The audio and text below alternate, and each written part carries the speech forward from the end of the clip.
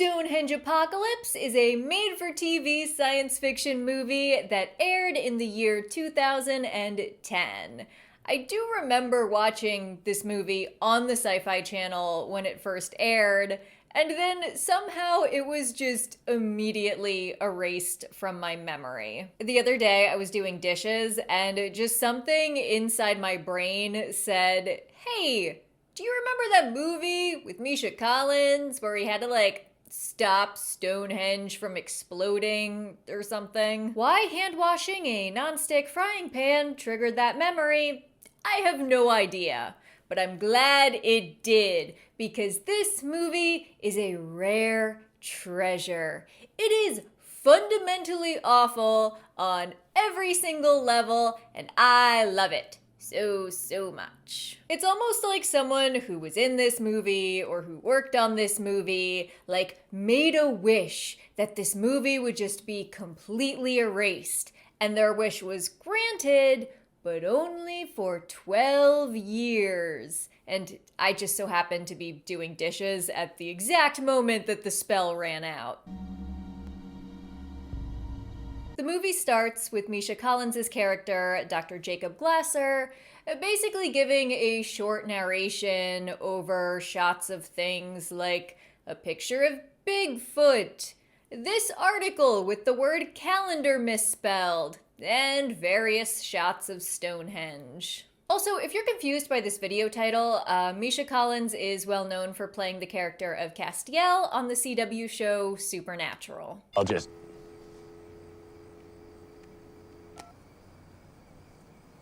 wait here, then.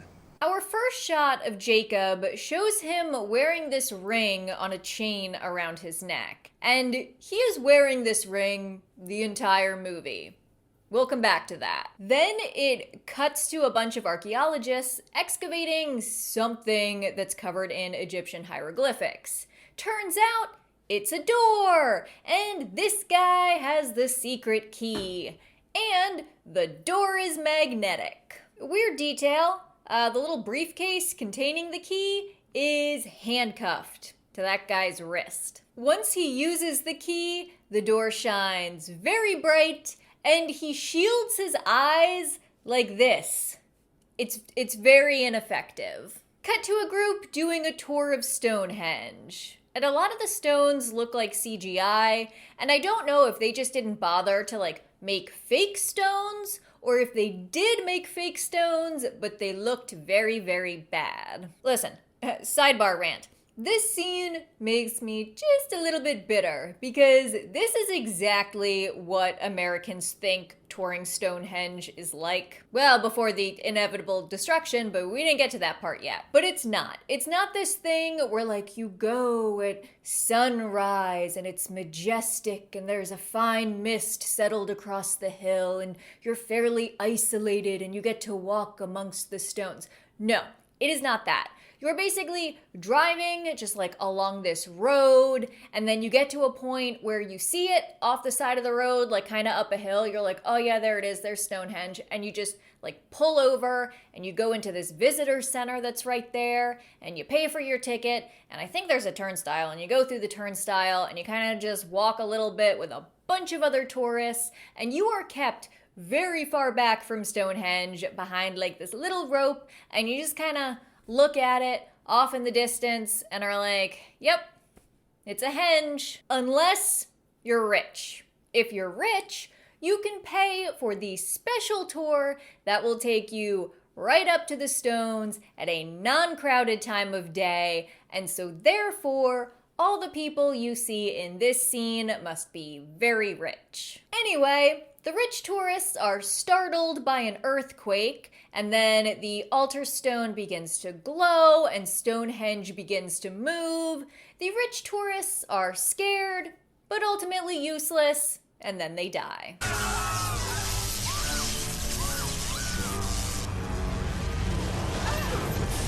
Now we're back to Jacob's radio show, The Real Story. I'm Dr. Jacob Glazer, and you are listening to The Real Story, which is a lazy conspiracy show titled, if I ever heard one. Also, this should have been a podcast. You may ask, did they have podcasts in 2010? Well, I Googled it, and the very first search result said that podcasts started in 2004 during the advent of the iPod, hence the name podcast. And this was the very first search result in Google, so you know it's legit, and I definitely don't have to check any others. Jacob picked up a weird electromagnetic burst going from Maine to England, and he points at it on a map, you know, during his radio broadcast. Then he eats a sandwich during his radio broadcast.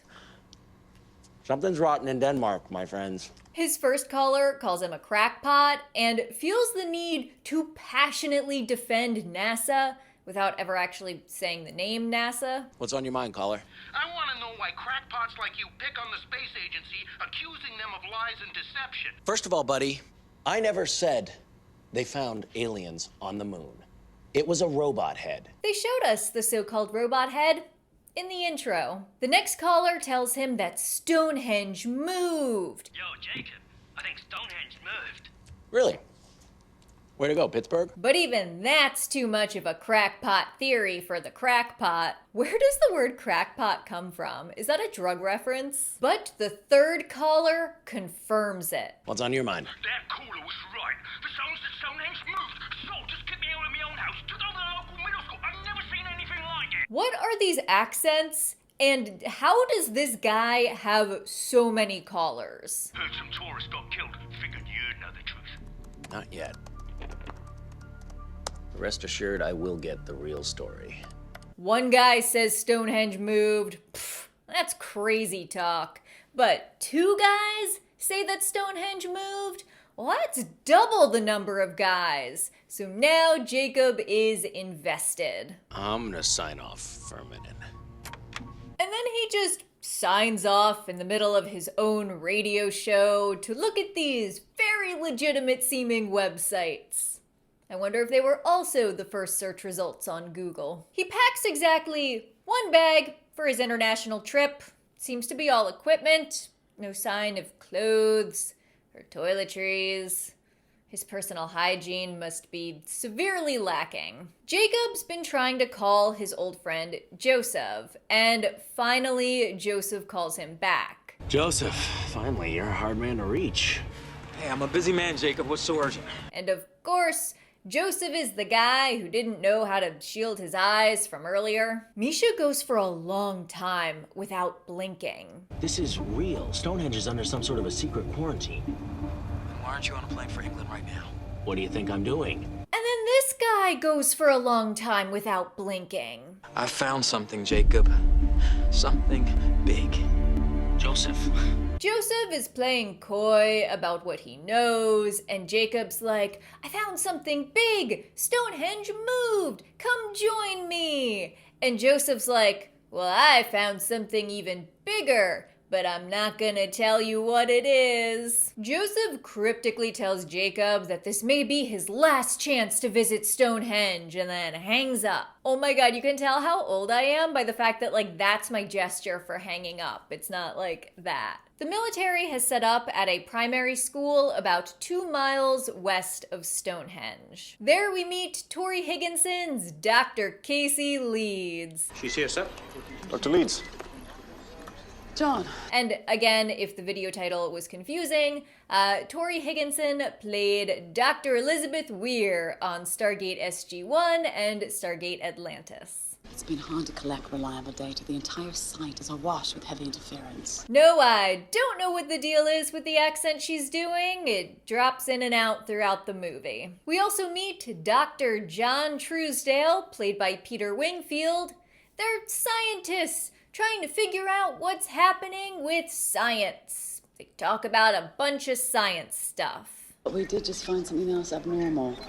Radio waves oscillating inside Stonehenge. Oh my god, in rewatching this movie, the second Casey said Stonehenge, I had a sudden flashback to the first time I watched this movie, because she says it like that the whole time. Stonehenge. Jacob decides that he's going to sneak around the military base, So he basically takes a taxi like right to the front door and then gets out and hunches over and shuffle runs into the woods and all the way to Stonehenge. Great security. And then he takes audio notes from like his secret hidden spot. I can see that the stones were moved.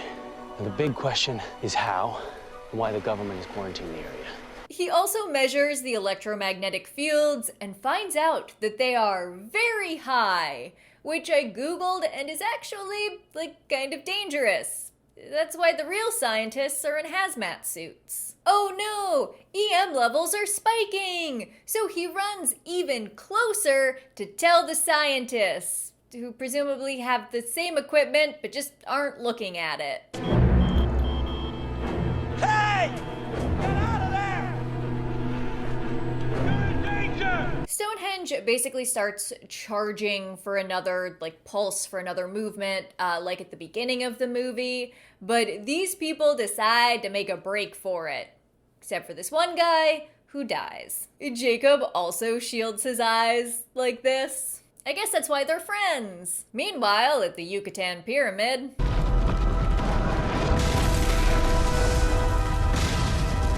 the scientists continue to science while intense music plays in the background. We need to know what is going on right here beneath our feet, not 5,000 miles away. Everyone listen up! Jacob is still out there, just wandering around, right in front of the security cameras. The scientists find special microbes in the soil. It's very exciting. Pyridictium cells are one of the oldest organisms on the planet, normally formed in volcanoes, and yet here they are reproducing in soil under the stones. Jacob is arrested and wants to speak to the manager. Hey, who's in charge? Are you in charge? I need to speak to someone in charge. Through the scientists' sciencing, they manage to calculate some sort of countdown from the changing energy levels in the stones. A soldier comes up and tells Dr. Truesdale that he needs to take a look at these papers. And Dr. Truesdale is like, no, not now. That fellow we just brought in, he had some documents on him, sir. I thought you should see. Oh, not now, Major. Very good, sir. Major, what have you got? But another scientist takes a look at them and is like, hey, you should actually look at these. And then Dr. Truesdale does. Dr. Trousdale, maybe you should look at this. It's the same logic from Jacob's radio show. You need two guys to tell you that something is interesting before you look at it. The document in question is a pseudoscience energy grid that seems very relevant to their current situation. Look at how he's connected Stonehenge to the coast of Maine. That is a direct line from Yucatan to Stonehenge. But he's heard of Jacob, and so has this other scientist. I wouldn't write him off so fast. I mean, this guy was the youngest ever recipient of the Prevolich Award for Astrophysics. Apparently, Jacob was considered brilliant and highly respected in his field until he came up with this crazy theory about aliens. Sounds kind of familiar. They interrogate Jacob in the basketball court of this elementary school gym. Jacob delivers his theories in such a condescending way. You're kidding me. You don't know that there are electromagnetic currents generated by the poles that crisscross under the Earth's crust and intersect at points of concentration? Psh, you haven't heard of these energy grids? Even ancient civilizations heard of these energy grids. Where have you been? You said your grid points fall on ancient sites. I don't know of any ancient sites in Maine. Do you? That's just because no one's discovered it yet. I feel like sometimes Misha slips into the Castiel voice. Casey is called away, so Jacob just has to wait there then. Great, I'll just wait here. I'll just wait here then. Stonehenge basically shoots down a helicopter. And now the military's in town. Why call in the American military? Is it to deliver one-liners like these? Doctor, in my world, if something's counting down, it usually ends with a boom. Because if there's one thing we know about Americans in movies, it's that we love blowing stuff up. You're going to explode me? Not if I explode you first. Yep, that seems smart. Use explosives on this thing that's been giving off unstable energy capable of vaporizing human beings? Good plan.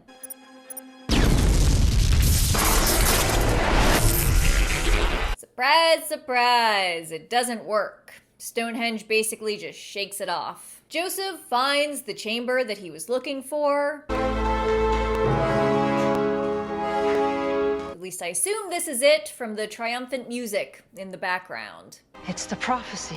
Oh, good. There's a prophecy. You gonna tell us what the prophecy is? Because that looks like a child drew it. They never tell us what the prophecy is. Just that there is one. I love the lighting in this shot because they all have headlamps and flashlights, which you can clearly see the light beams from, except that the entire room is lit with a dull yellow glow. They say a bunch of cryptic things that I don't understand. The power source needed to energize the stone. The primordial hill. This is the key.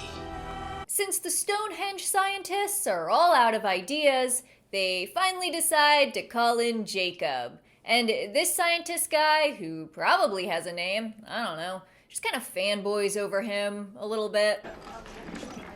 Hi, I'm David. It's an honor to meet you, Mr. Glazer. Jacob goes all ancient aliens on them. Radiocarbon dating shows the mechanism is thousands of years old, yet the metal is machined in a way that would have required advanced technology. He says that this device is the key to turn off Stonehenge, but now they've just decided that he's a crackpot again and haul him off. Says the man who accused the space agency of covering up finding aliens on the moon.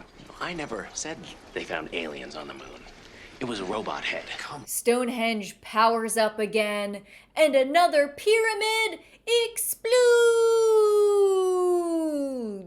It apparently destroys the entire country of Indonesia and triggers a bunch of earthquakes and tsunamis in the southern hemisphere. Casey decides that Truesdale has no idea what he's doing, and she wants to go along with Jacob's plan to find the device thingy. That's why I want to go with this man, Jacob, and bring back this mechanism.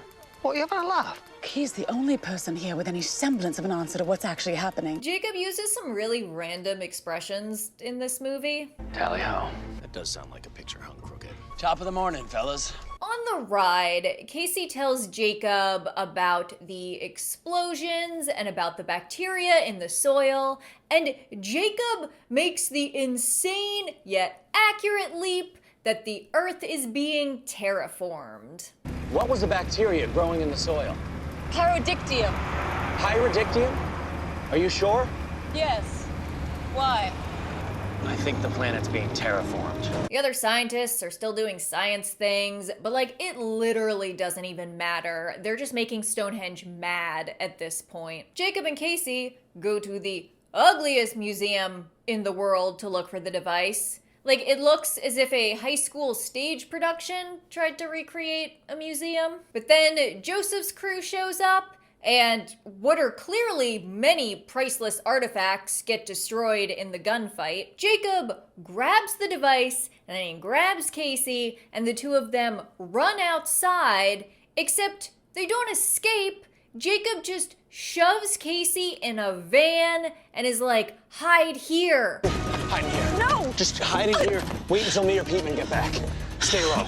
And then he decides to run back inside with the device. Why is he taking the device back into the building where the bad guys are? The smart thing would be to hotwire the van and hightail it out of there. Jacob encounters one of the bad guys in the stairwell and bashes him in the face with the device. That is a terrible idea. That device is old, and it was at the bottom of the ocean for like who knows how many hundreds of years.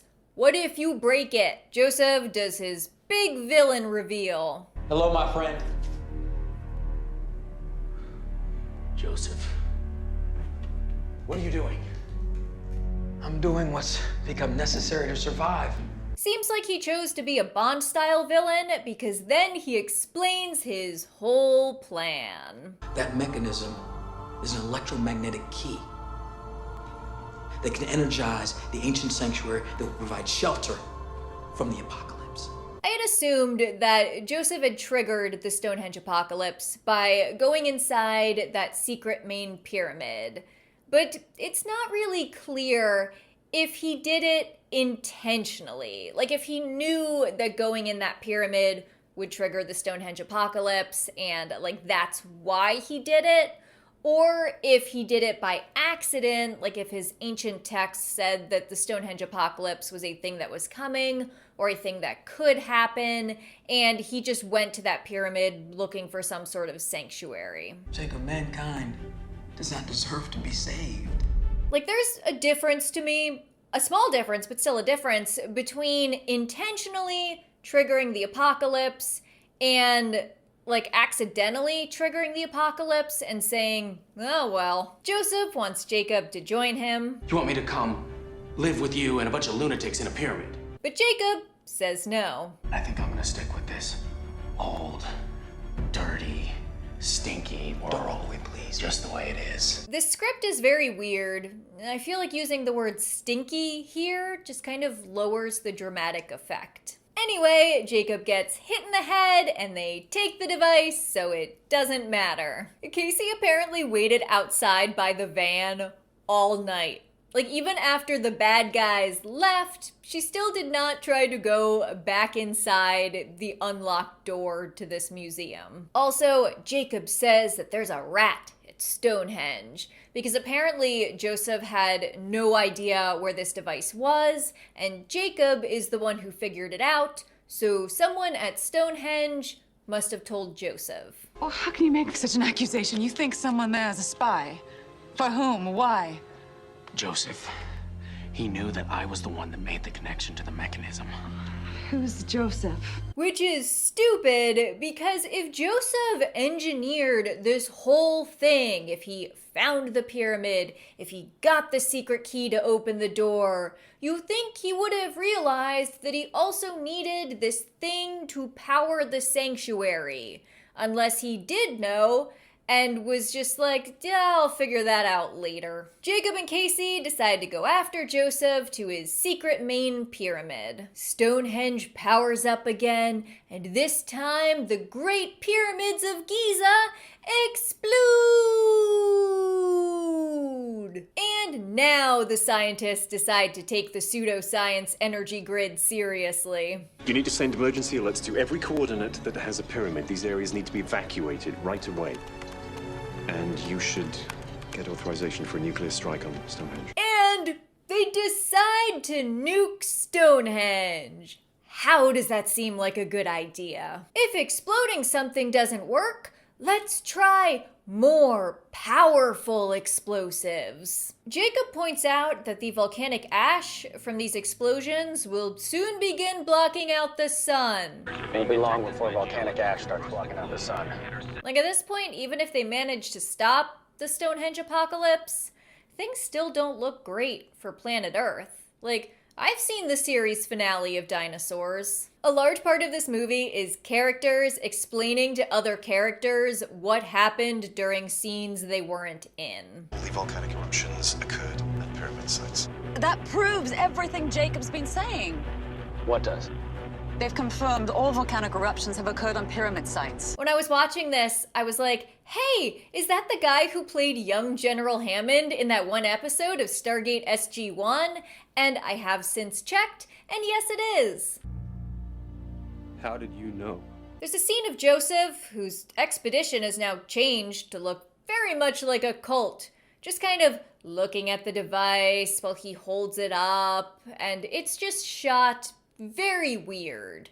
And then before using the device, he decides to, like, give a speech. You are the chosen few.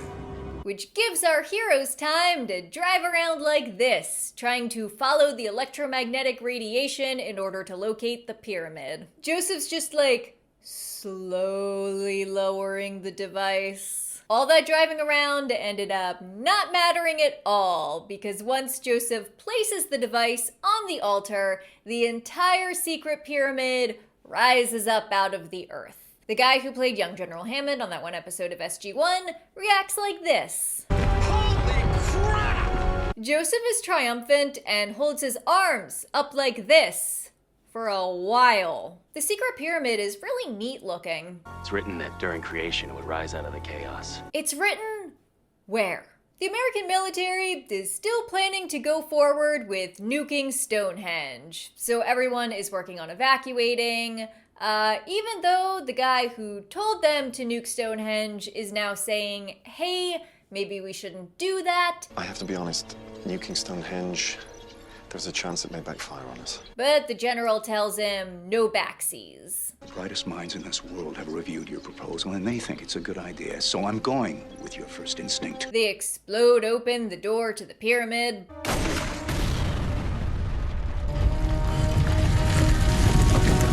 Nice. I think these guys are supposed to be SWAT, but this feels like a very weird situation for SWAT to be in. Like, I don't know that the SWAT team would necessarily be called in for something like this. The people in the pyramid look progressively more culty each time we see them. Like, now they're all in these loose linen clothes with long hair, not a pair of jeans in sight. In earlier scenes, when they were excavating the pyramid, lots of people are wearing jeans. They all just look like normal people. So was that just like the archaeological team, and once the pyramid was excavated, like they were sent home and the cult was brought in? Apparently, Joseph has taken the device and fled out into the woods. Joseph! Which makes no sense. Why wouldn't he just go ahead and seal the pyramid? Like, oh well, now there's more people inside, but at least, like, his cult would be safe. Look at this guy's face as the energy grid lights up, and tell me you can't guess who the spy is. The Stonehenge apocalypse is approaching, so the scientists just give up. Jacob is running through the woods, and then Casey gets shot in the shoulder. He's close. He uses his belt to make a tourniquet, which actually is not always a good idea. Like, the first thing you're supposed to try is putting pressure on a wound. You should only use a tourniquet when there's been some sort of prolonged and extensive bleeding, because a tourniquet can cut off like the blood supply to a limb or part of a limb, which would then require amputation. So if you can stop bleeding with just pressure, you can like save the arm. Jacob and Joseph face off. Again. The only thing we know for sure is that Stonehenge is a terraforming device that was left behind by beings from another time. What a very specific thing to know for sure, but that's where we're at in this movie. Please just give me the device and let mankind survive. Jacob, only the chosen will be saved. They have their ideological back and forth, and then Joseph decides that he's just gonna kill Jacob when they're interrupted. Freeze! Yeah, I'm pretty sure that that officer would not have yelled, that he would have just like shot Joseph.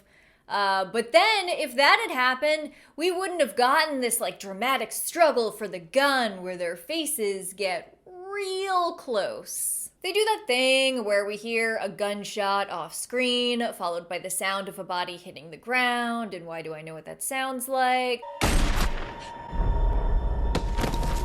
In order to create suspense on who it was that got shot. Of course, Joseph was the one that got shot, and Jacob survived. So now they have the device, and they have to get from Maine to Stonehenge in less than 10 hours. The general refuses to stop the nuke. No, General. Trust me. The mechanism is a real device. You have to cancel the strike. Out of the question. Casey's English accent is totally gone. The general won't listen to them on how the nuke is a bad idea. I'll get you back here, Mr. Glazer, but then you're on your own. I'm putting my men at risk. When the time's up, the bomb drops, even if it lands on your head. But he does offer to get them a jet. How does he have this authority? Particularly in England, when he is American. Some of the scientists decide that they are going to go back to the school instead of evacuating and see what they can do to help. The way I see it, whichever way this plays out, there's not going to be much of a world left. The least I can do is try and help save it. I'm coming. Me too. And I am going to say the thing that I have been thinking this whole time, which is that Peter Wingfield looks like an evil version of the guy that played the dad on The Nanny. He's not evil in this movie, that's just how I feel. And now, Jacob gives Casey the ring that he's been wearing on a chain around his neck the entire movie. I guess the ring somehow represents an award he's won. Like, they gave him the ring instead of maybe a trophy. But why is he wearing the ring on a chain? Like, why doesn't he wear it on his hand? Did they give him this award but, like, not give him the right size ring? I want you to have this. Your privilege award. I can't take that. Relax, it's not a proposal or anything. What a weird line. Like, there has been no sense of romance established at all between these two characters. Like, they don't even seem like coworkers. They seem like, have you ever been waiting at a bus stop and then someone else comes to the bus stop and then you're waiting for like a really long time and the bus has not shown up and you end up kind of talking to that other person at the bus stop to see if they know what's up with the bus and why it's so late? Like, that's the vibe that I'm getting between these two characters. The only thing before now to indicate that this ring was anything of significance is just the fact that Jacob has been wearing it this whole time.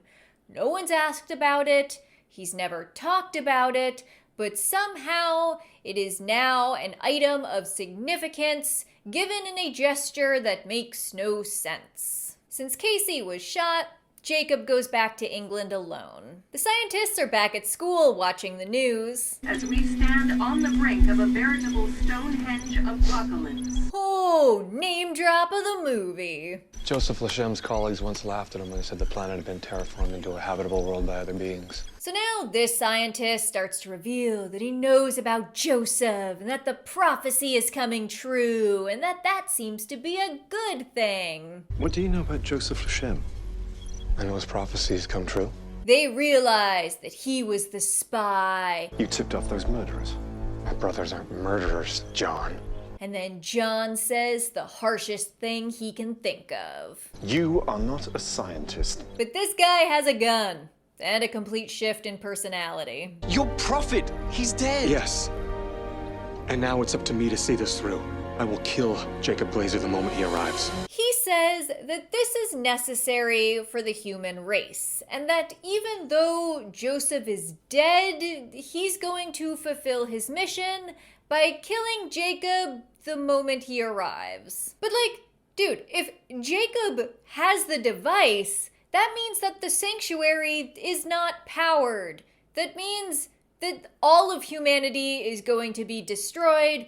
No one will be saved to propagate the human race, so what do you think that you're accomplishing? But he can't hear me yelling at the TV, so he shoots the other scientists. Evil scientist guy goes out to wait for Jacob, and then we get this scene. Where is it, Jacob? He's got a gun! I don't know why it feels so funny to me, but it does.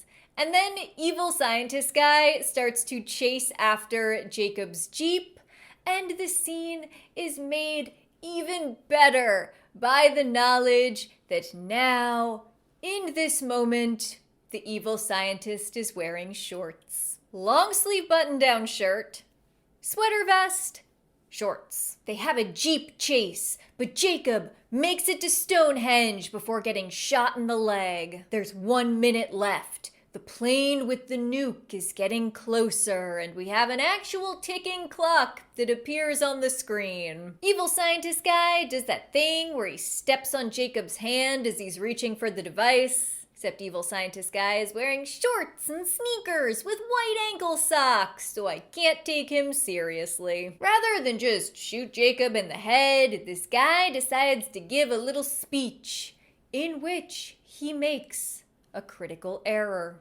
Surprisingly misguided for someone who believes the space agency found aliens on the moon. Uh-oh. It was a robot head! Jacob's righteous indignation gives him the strength to overpower the scientist and place the device on the stone.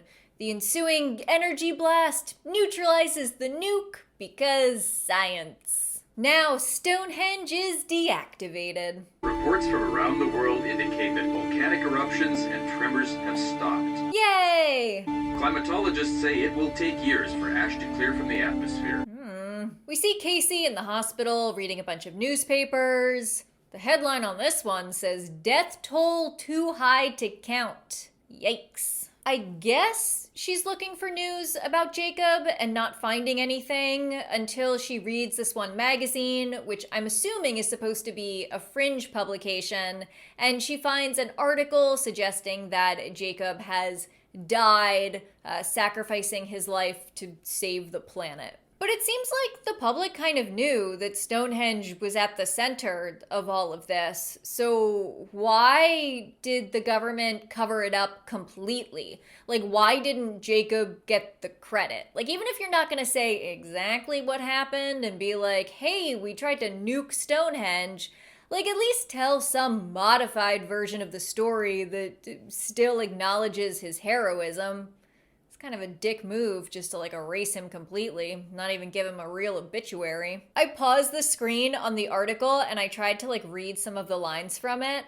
And so I would like to share that with you now. His heroism goes beyond imagination.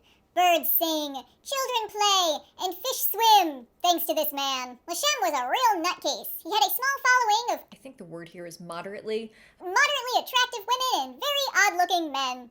And then it goes on to say that the men were particularly weird-looking in those turbans, but that was the point. Last scene, Casey now seems to have taken over Jacob's radio show. We want to know the real story. I'm Dr. Casey Leeds, and you are listening to The Real Story.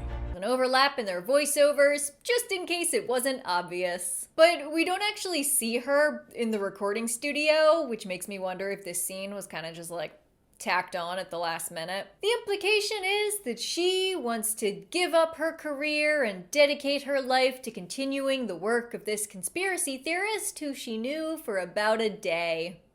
The end. By the way, I was drinking during my rewatch of this movie. Like, it wasn't a drinking game or anything. I was just having a nice time. And my notes kind of started to reflect that. So, with that in mind, I would like to read you something directly from my notes. Word for word. It would be fun to make a movie about Stonehenge trying to destroy the world, and the only person who can stop it is The Rock. Because it would be The Rock against a bunch of rocks. The soundtrack would be all rock music, and the movie would be called Rockabye, Baby, which would also be The Rock's catchphrase during the film.